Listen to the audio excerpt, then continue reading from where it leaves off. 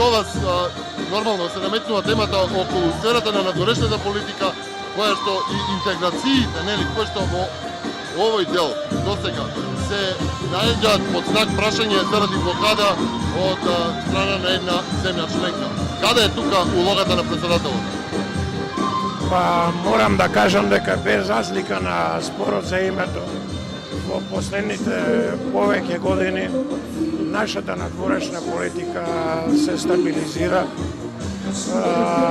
Ние имаме една безбедна ситуација. Таа надворешна политика е проактивна и во однос на светот, на меѓународните организации, Обединетите нации, и во Европа, и во регионот, па и во меѓусоседските односи. Не е случајно тоа.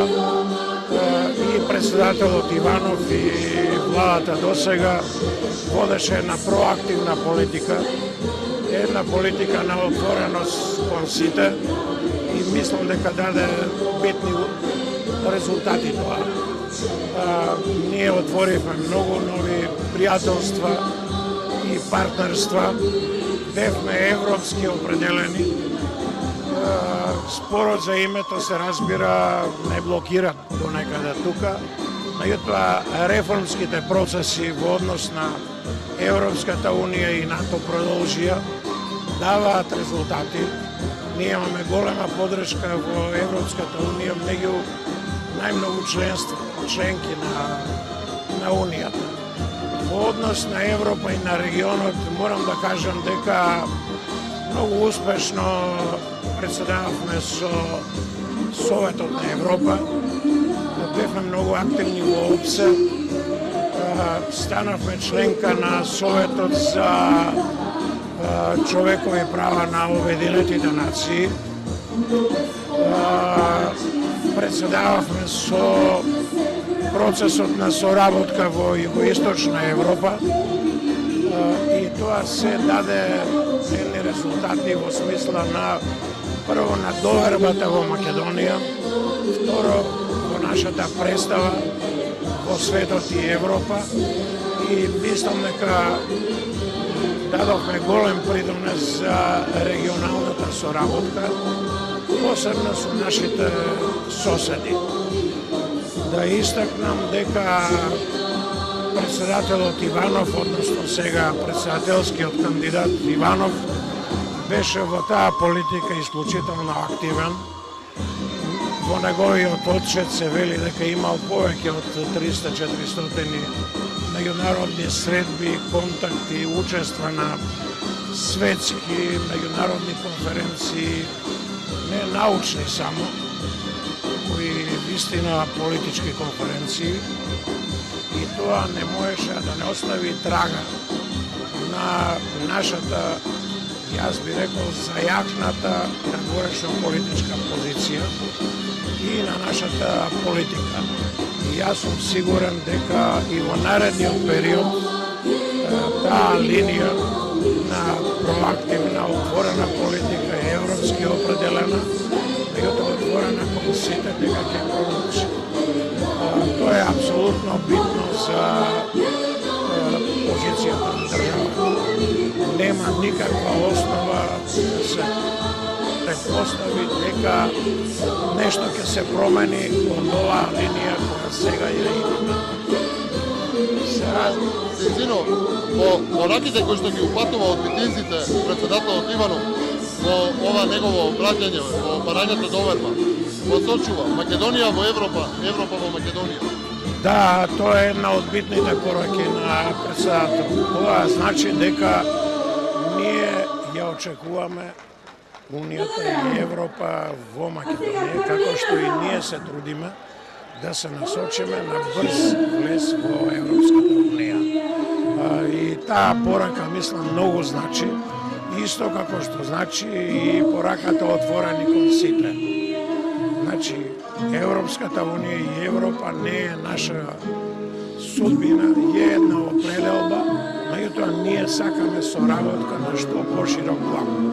И тоа е многу битно и за внатрешните реформи, и за реформите на економски план и за соработката со сите наши партнери.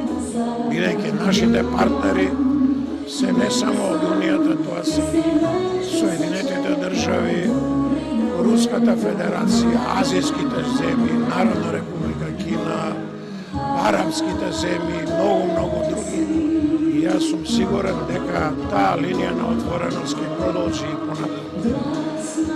Друго морам да кажам дека таа стабилна, безбедна ситуација и позиција на Македонија се застива се не само на идеи за отвореност и слично, туку и на внатрешните реформи и на зајакнатата економска позиција на републиката.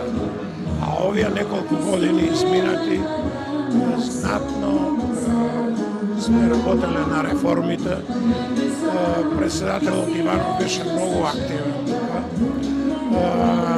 Многу е постигнато и во хармонизација со законодавството на Европската Унија, со нивните стандарди.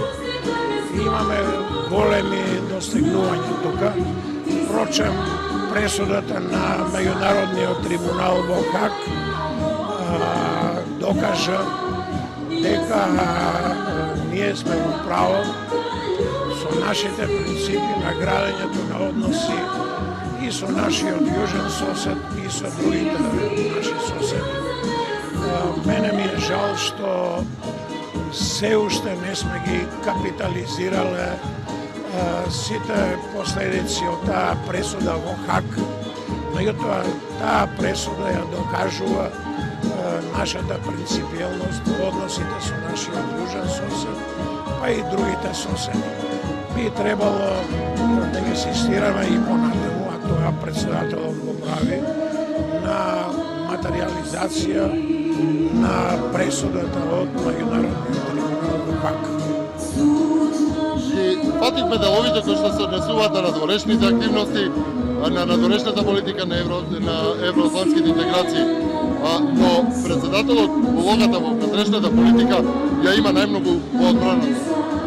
Да, председателот има најмногу уставни надлежности во подрачјето на надворешната политика, представувањето и застапувањето на земјата и во областта на одбраната и безбедноста. Знаеме дека е тој врховен командант на армијата, дека овој исклучително добро комуницира со одбранбената и безбедносната структура, па и со другите гранки на власт, да кажеме со законодавната власт, со парламентот, со безбедносните структури, агенциите и така натаму. И нема никаква основа да се предпостави дека нешто во таа соработка да се измени. Големо достигнување што тој како орган на извршната власт добро соработуваше со владата и со другите органи на извршната власт, па и на законодавната власт. Впрочем, досега тој даваше отчет на собранието еднаш годишно, меѓутоа и на јавноста. И тие отчети досега, барем меѓу граѓанството, јас можам и како професор да го тврдам тоа, има голем ефект. Сите анкети покажуваат и неговите комуникации со граѓанството дека таа негова улога и достигнување високо се ценат. Само да споменам дека околу 3/4 од избирачите, односно граѓаните, сметаат дека тој честно, одговорно, професионално ја вршил својата должност во интерес на државата и на нацијата. И мислам дека тоа е негова цврста определба, дека и во наредниот период апсолутно ќе остане на таа линија.